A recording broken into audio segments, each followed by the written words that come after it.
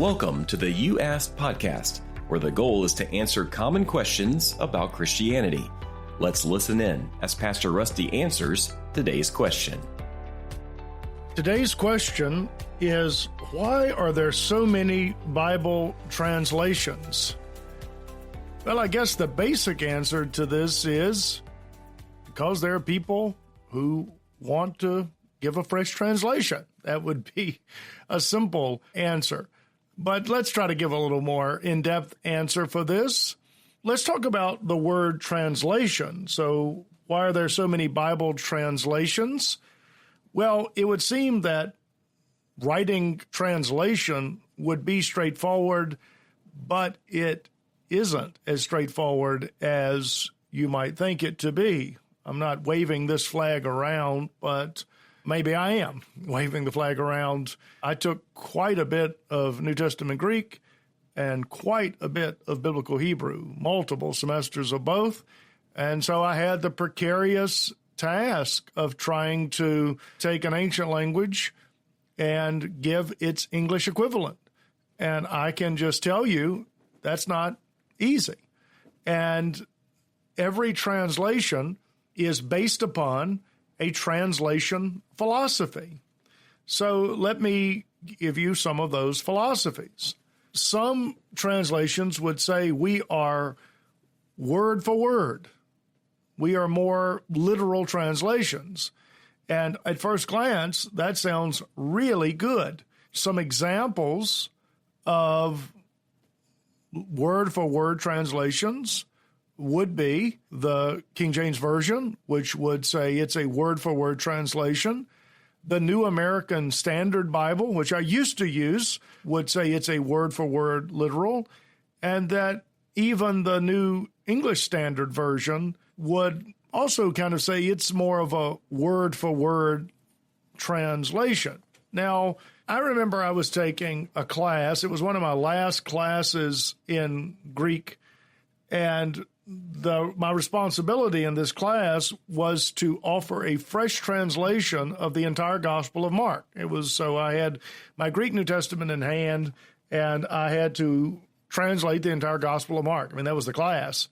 And it was only 6 or 7 of us in the class, and a very astute Greek teacher was my teacher. He had actually written the Greek grammar that I used, and I had worked felt like all day and night to give a translation of a particular chapter in Mark, and with great enthusiasm. And we'd have to read our translations out in class. And so it was my time in class that day. And so I gave my word for word translation. And I'll never forget what he said, because he actually had served on translation committees that had translated the Bible. And he said, Rusty, that's a good translation. He says the problem is it sounds like translated Greek. He said, could you translate it again and make it sound like English?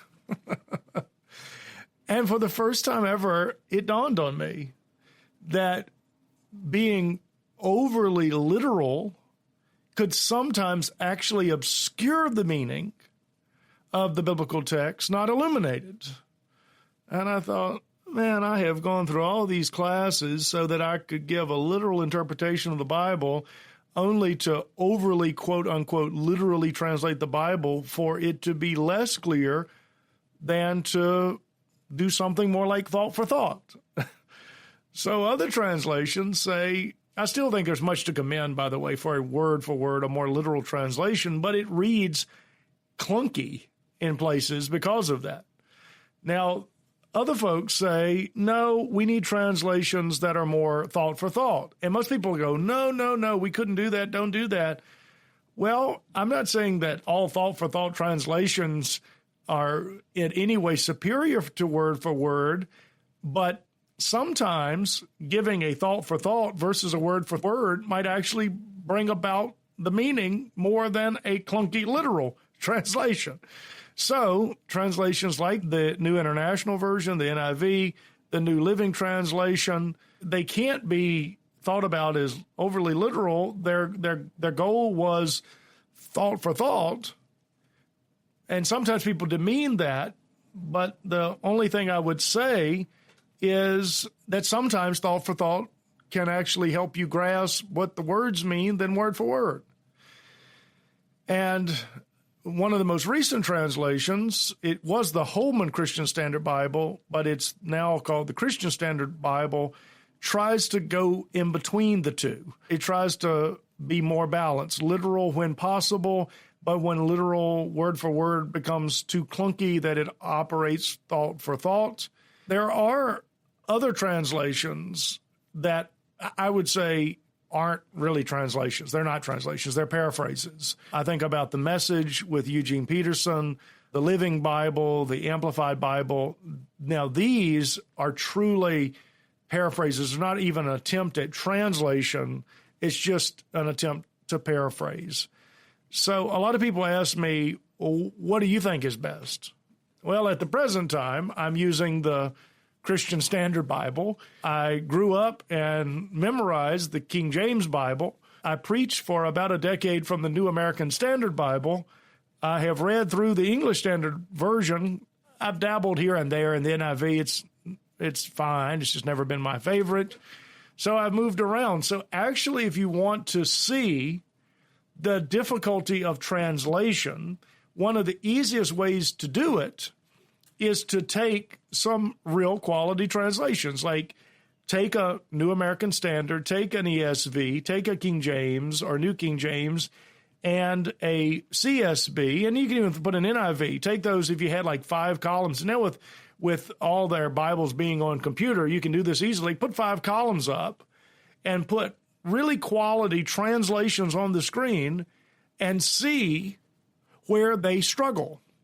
And usually what you're seeing there is the translators, because usually you could read, you could take a particular verse and you could read it in New American Standard, you could read it in King James, you could read it in NIV, you could read it in ESV, you could read it in CSB.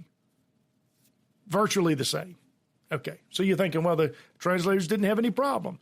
And then in other places, you're like, whoa, whoa, whoa, whoa, there's trouble on the horizon. And you can see that they're having to make decisions, not because they're trying to, there might be some places where they're trying to have an agenda. I do realize that is part of translation sometime, unfortunately. But lots of times, they're just honest people trying to work out a translation. I do want to let you know that for these major ones, for example, the newer ones, New American Standard, ESV, even the NIV, and the CSB, you should not think this, and I hear this in some circles, so I just want to make sure you know this, that they are not looking at an English translation and updating it, okay?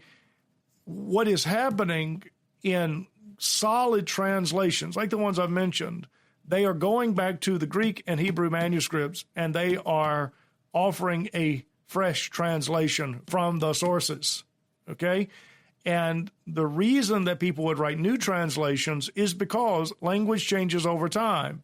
Again, I grew up on the King James Version, but I remember when I read the King James, I mean, some of the words were just very old, and I had to use a dictionary sometimes to figure out what the Old English word meant to understand how I could translate not the Greek word into English or the Hebrew word in English, but the English word in English, because language changes over time. And it is important as language changes that translations keep up with how language is being used. I mean, every year we add words to the dictionary and we change the way we speak. If you keep going back, even with the English language, there's a point at which English speakers can't even understand English because it's changed so much. Now, there's another area that I don't want to get overly complex with, but one thing I would like to say as an evangelical is that we can be highly confident that the Greek New Testament that we have and the Hebrew Bible that we have has been preserved well. And here's the reason why, okay? The Old Testament and New Testament are a little different. The Old Testament, we have fewer copies than we do of the New Testament, but what we see is remarkable continuity between older Old Testament text and newer Old Testament text. One of the things that happened in the 1940s and 1950s is we discovered the Dead Sea Scrolls. And one of the things that we found was the entire scroll of the book of Isaiah in the 1940s, 1950s. Now, clearly, there's some other translations that had already been written during that time, and there was a little bit of fear and trepidation among biblical scholars that what was discovered in the 1940s, 1950s, the scroll that we have of Isaiah, was older than anything we had by like hundreds of years. It was unbelievable.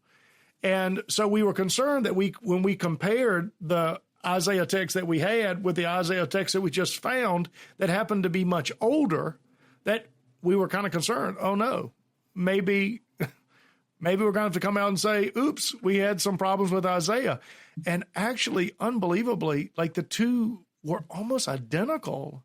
It was really staggering. Even to non-evangelicals, they were rather staggered that this level of preservation was there. Now, the New Testament, there's a different animal here. The New Testament, we have 5,000 Greek manuscripts. That's huge. So we have more New Testament manuscripts, and what ends up happening is you compare copies of copies of copies, and there's a process kind of elimination that you can kind of get to what the original text is. It's called text criticism. And it's not just used for the New Testament, it's used for any ancient document where you got multiple copies. So one thing is the case is since some of the older translations, for example, again, I know this could be an area of debate, but a very important English translation was the King James Version, 1611, although there were other good English versions even prior to that, that since that time, we have just simply found more biblical manuscripts. And some scholars say, well, we ought to incorporate those. Now, here's the deal.